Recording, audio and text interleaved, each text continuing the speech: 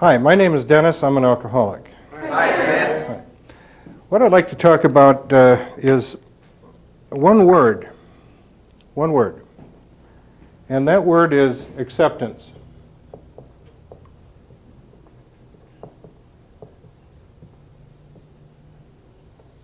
Acceptance. I think that single word of acceptance has a whole lot to do with our ability to be happy, whatever happy is. Maybe like Bobby McFerrin says, don't worry, be happy, but not that kind of happy. To be able to see meaning and beauty in most things in our life, to be at peace and have serenity, has a whole lot to do with acceptance. The first thing I need to accept for myself as an alcoholic is that, number one, my name is Dennis and I am an alcoholic.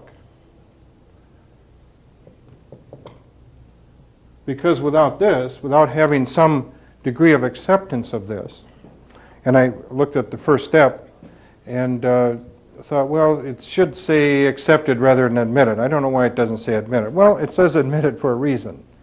Who am I to start rewriting the steps? Bring the body and the mind will follow. But I need to accept that I'm an alcoholic and have some degree of acceptance for that, because without that, there isn't much for me as a recovering alcoholic that matters anymore anyway. So, my name is Dennis, I'm an alcoholic. We start with that and look briefly at that. The first thing that I'm going to have in getting into that is denial.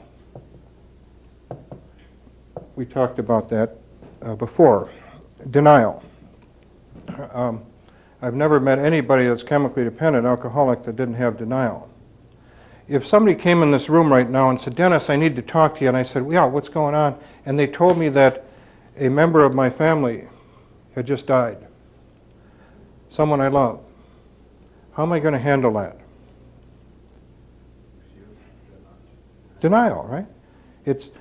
I'm built in such a way up here that I can't just all of a sudden accept that and say, oh, I didn't know that, thanks for telling me, right? It's going to be, no, it didn't happen. So the denial is certainly there in this. And let's relate this, if we can, make an analogy between this and divorce. It's like with divorce, even more so than death, quite often, is that, again, the corpse is still walking around. And have we accepted that it's over, just like that?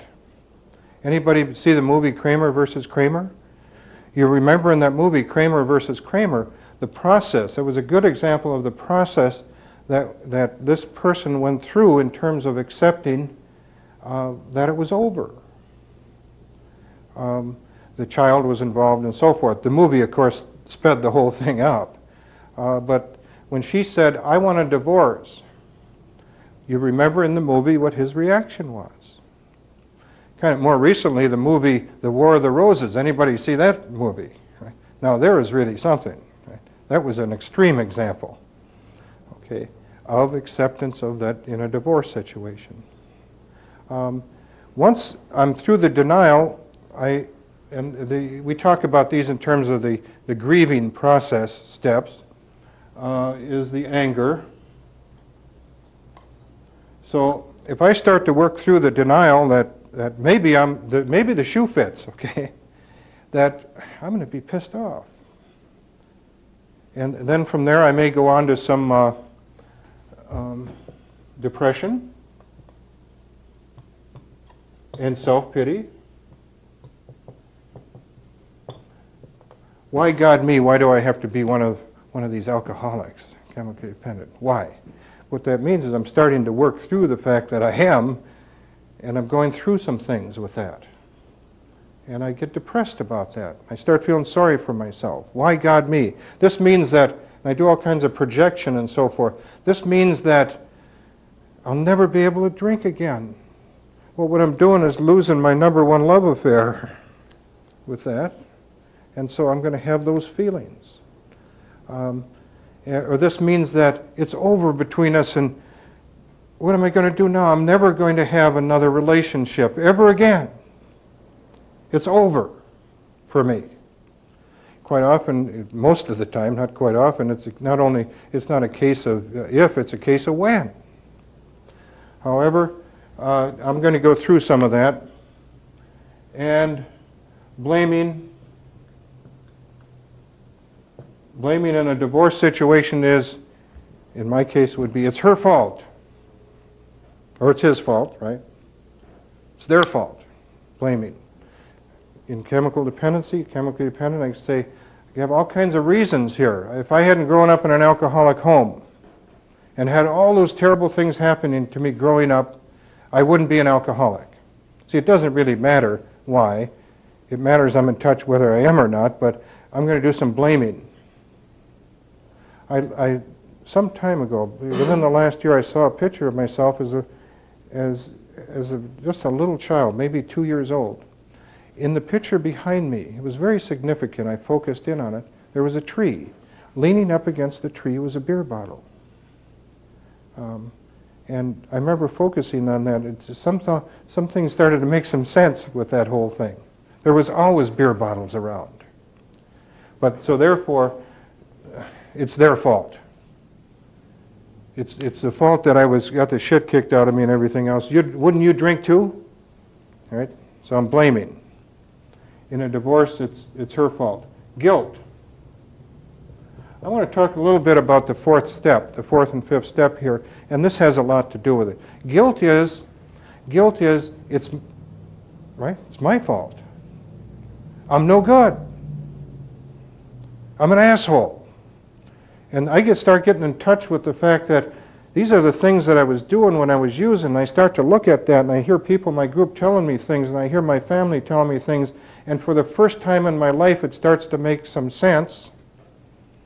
And I'm getting through the denial, and I'm having all of these thoughts about am I or aren't I, and does the shoe fit? It's such a cunning, baffling, powerful disease that I remember going to an AA meeting once. I was sober about 3 months, and the topic was slips. And people were talking about the slips they had and how terrible it was, but they got back in the program and all this, and then we were going around the room, and it was my turn to talk, and I said, well, I haven't had one. I haven't had a slip. And so the next guy, he talked and so forth. I remember leaving there thinking, geez, I haven't had a slip yet. And it kind of crept in that maybe I should have one, because I would belong more then if I had a slip. Talk about how the mind works, Or that I was sober for a month or two, and I got thinking, you know what? This is easy. I've tried to quit hundreds of times. I've tried to quit. I made an effort and all this and that. It was terrible. I never could. But look at here. It's easy. I'm not having any problem with it. I'm not having these urges you're supposed to have, and I'm not white-knuckling it. Well, I was going to 3 meetings a week. Maybe that had something to do with it, right? And I could say, well, this is easy. I bet what I needed to do, I just needed to get a hold of myself a little bit and kind of dry out and stuff, so I'll be okay now. And I'll be able to drink again. I called my sponsor real quick. But, how the mind works in the denial thing and so forth. But at any rate, I'm going to maybe start to think that I'm an asshole for all of this stuff that I'm finally taking a look at. The guilt. Go down to some bargaining. Bargaining is a trade-off. Divorce situation, please don't divorce me, I'll change, I'll do whatever I have to do. Please don't divorce me, please. I don't know how I could live without you. God, this is it. On a scale of 1 to 100, it's one of the most painful things to endure is the separation between two people in that kind of relationship. Tremendously painful. Bargaining in terms of chemical dependency is, my problem was cocaine. Therefore, I can drink some 3-2 beer, right? Just 3-2 now, mind you. Nothing more powerful. That's a trade-off. It's a simpler, easier, softer way, okay? That's what it is, an easier, softer way. It's a trade-off and it's a bargain. And it won't work. Of course, with cross-tolerance, everybody will return to their drug of choice anyway. We know that. You'll go back to what you were using in that, but you can it's an easier, softer way, and it's a trade-off, bargaining. Well, eventually we'll work through to some kind of a growing acceptance that the shoe fits. The shoe fits, and it's starting to get a little more comfortable for me to wear this shoe. And I'm starting to enjoy this. Yeah. And so that kind of grows on us. And there's a little trouble here in maybe pigeonholing ourselves into one of these areas. I recall talking to a woman one time, was talking about the grieving process with her husband who had died, and he'd been dead 9 months, and her daughter said, "What's the matter with you anyway, Ma? Dad isn't even cold in the ground yet, and you're already going out." And she said, "How should I feel?" Maybe it's... And she was all confused about that. There's nothing to say we can't work our way through this grieving process very quickly and get on with it. Now, here's the problem, I guess, with some of this is that even like in a divorce situation, how many people are fortunate enough to work their way through that? In treatment, only a foothold in treatment, those of us that are in treatment, we're a real small group here. This is a small percentage of the percentage, right? We have an opportunity to at least to take a look at this. With this, in the denial, most people are chemically dependent, never get a chance to work through that and die that way. In a divorce situation, maybe we can start to work through the denial. Yeah, it really happened, but are we angry? I have a friend, dear friend, childhood buddy, has never worked through the anger. There was one time in his life when his wife and the neighbor had their watches synchronized, and at 6 o'clock at night, she told him that she wanted a divorce, she wanted to marry the neighbor, and he was telling his wife at 6 o'clock, "I want a divorce and I want to marry the neighbor," right? Well, that's heavy stuff. In 2 hours, this guy was looking at losing his home and his kids and his everything. He had everything he owned packed in the car and he's down the road. That's really heavy, no doubt about it. Crying, kids are crying. It's 23 or 24 years later now, okay? If I said to him, "What do you hear from your ex-wife?" "That no good, dirty, rotten son of a bitch, I'd kill her, but they know who did it, I'd go to jail, I wish a bus had run over her." Right? Where's he at? Now, the problem with that, getting stuck like that, the problem with that is we can pay a dear price for that.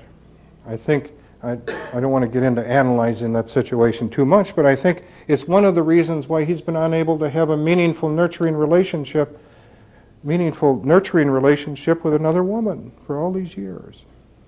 Tough stuff. Angry. Can't work through it. Same way with chemical dependency.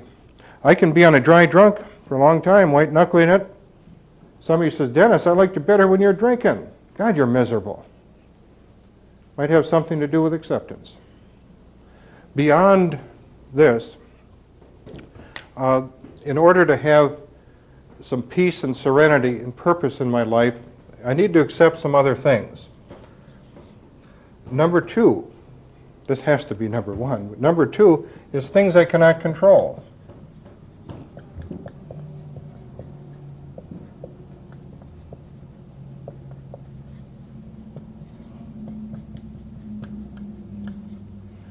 Events. A lot of events. Want to go fishing today? Want to do something? It's raining, can't do it. Shit. Blowout on the car. Right? Got to get it fixed, it's raining. Now, all these events, how do we deal with things we can't control? Serenity prayer time. God grant me the serenity to accept the things I cannot change, courage to change the things I can, and the wisdom, the last part, the wisdom to know the difference. How do I deal with it? Can I get drunk over that? Over events I can't control?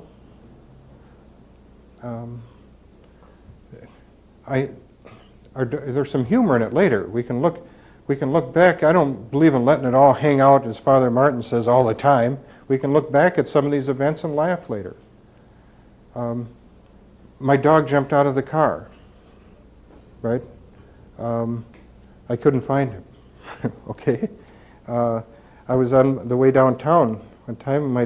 I got out to find a wheel cover that had fallen off my car. It was on the interstate, and it was 25 below, and there was a wind.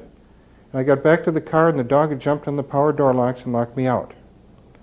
And there I was, standing there, 25 below in a wind, 7:30 in the morning, trucks going by and stuff, looking at the dog in the car with the heater running. Okay? Now, you think that was funny at the time? No. Eventually I got in the car, but events. What the tough one is, other people. Why won't other people say and do what I want them to say and do, or think what I want them to think, or think of me what I want them to think of me, and all that? Other people, things we can't control. For example, in a treatment setting. Why won't these people in treatment think the way I do? Okay. Why? How can I change them? I can drive myself nuts over that kind of thing. I somehow need to have some tools to be able to get by this. And the longer I'm straight and sober and working my program, the more tools and the more I can deal with this. People come back into treatment and say, well, I'm back, and I've taken a look at the treatment plan from before, their aftercare plan, said, not say, of all these things you said you're going to do, I'm sure you were doing them all, right? I've never seen anybody that was doing everything they said they were going to do. And they say, well, the reason I'm back is because I got in an argument with my spouse. That's a good enough reason, right? I'll get drunk at you. We need some techniques to have some acceptance of things we can't control. That's part of the recovery process. That happens as we can accept ourselves more. Three, I need to accept higher power. And what that simply means is that whatever your higher power is, I think we need to get into a position where we're not the center of the universe anymore. There's some things working that are more powerful than us. Whether it's your sponsor, whether it's your group, whatever it is, I don't do well when I'm self-contained. Not very well. If I'm self-contained, I'm in trouble. To be vulnerable is to be lovable. And I need to open myself up to other people. We all have a need to be physically close and emotionally open with other people.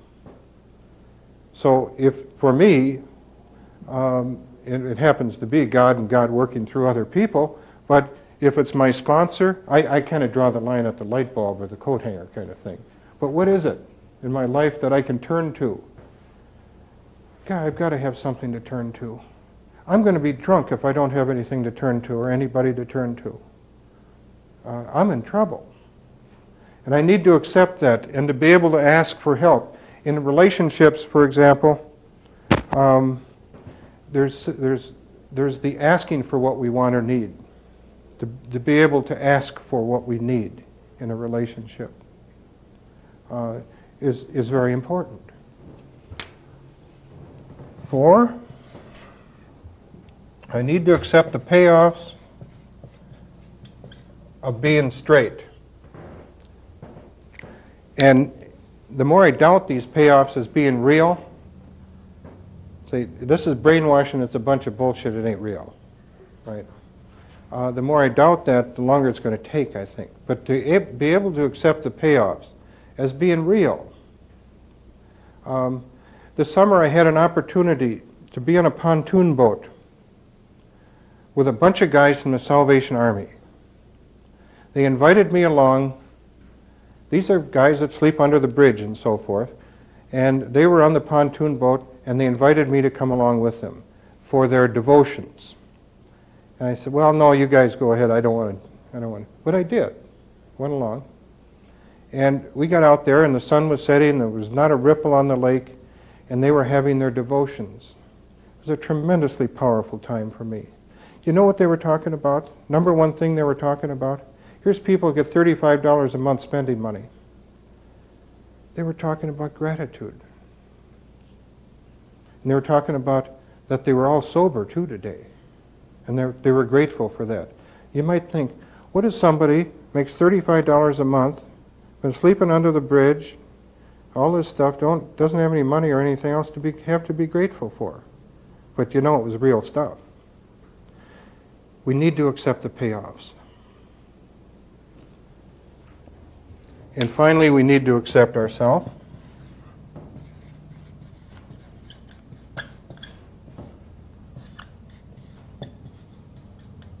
Probably, I think one of the things that I need more than anything else as a recovering alcoholic is my dignity. I've been robbed of my dignity. I haven't had freedom, and I sure as hell haven't had dignity. I had to get to be 40 years old to have some dignity. I didn't have it as a child. Then I start using it, I didn't have it then. Because any time that I tell you that I'm sorry or I'll never do it again, or what's the matter with me anyway, it takes a chip out of my dignity and self-worth. And now I get to be 40 years old and I start to get some dignity back. I need to look at the positive stuff with myself. And that has special meaning, I think, for those of you folks that are doing in the process or going to be doing a fourth step. Because if all you look at is the negative stuff, and we spend a lot of time focusing, and we need to focus on negatives of the shitbag stuff. Have we been there? Can we relate to any of that? We need to focus on what it's like coming down, and can I relate to your story? Need to focus on those things. But I also need to focus on what's positive about me. What's positive? And in a fourth step, we're writing a lot of stuff on the negative side. Here we have a page in the negatives and positives. Most of us are likely to write more on the negative side than the positive side. And if we can't write anything on the positive side, all we're doing is engaging in an activity of beating up on ourselves. And that's not the purpose of the fourth step. Consider the positive stuff. Consider, have there been times in your life where you have been responsible, and have you reached out, and have you, whatever it happens to be. It can't all be negative. It can't. The fact is that you're open-minded enough to be sitting here listening is a positive. You don't have to be here. You can be somewhere else. That's a positive. You're taking a look. You're trying to see if the shoe fits or not. A positive.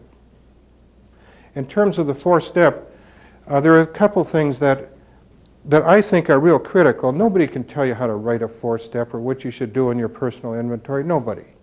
And it's something you don't just share with people and say, yeah, here's my fourth step, I want you to read it, right? You don't do that. But there's a couple areas that I think are appropriate. One is fear. That you really take a look at how fear has affected your life. As a macho person, it's not easy for me to say, yeah, I've been afraid about being accepted by other people. And I've been afraid about not getting approval. And also in terms of the guilt.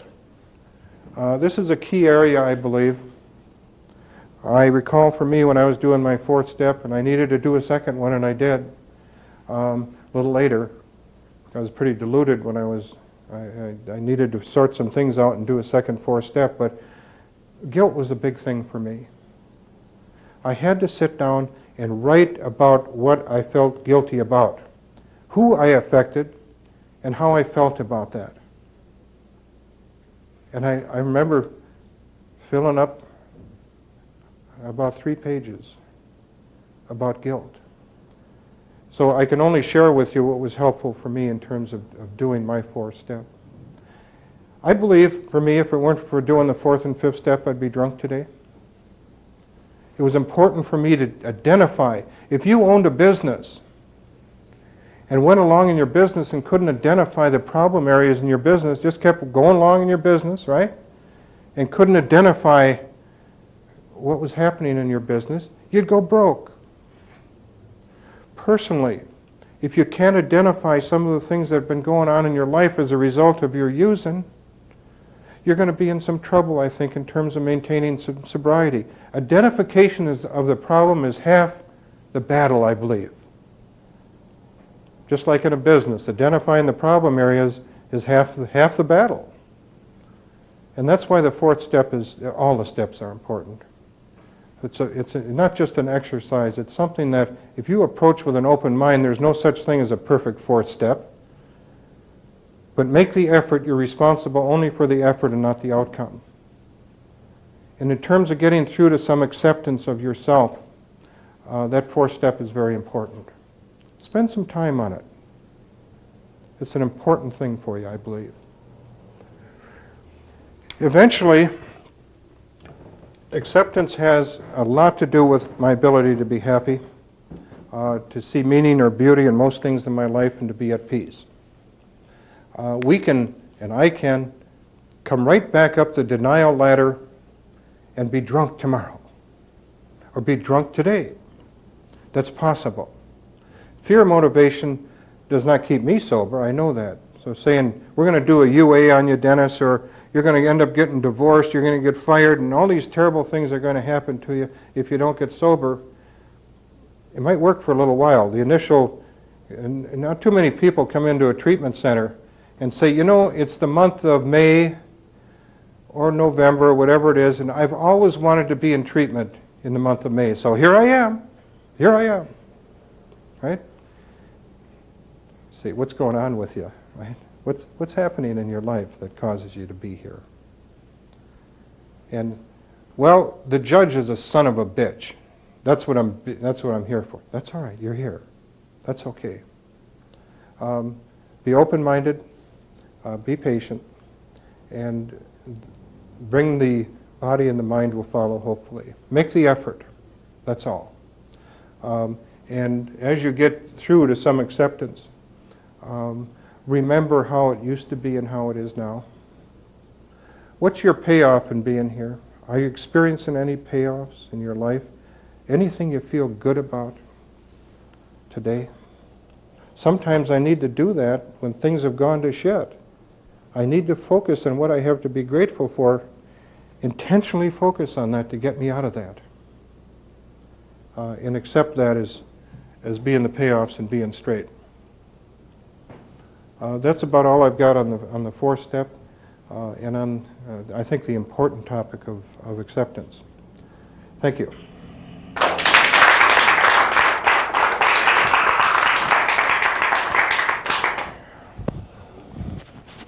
Okay, 1 to go. 3 down, 1 to go.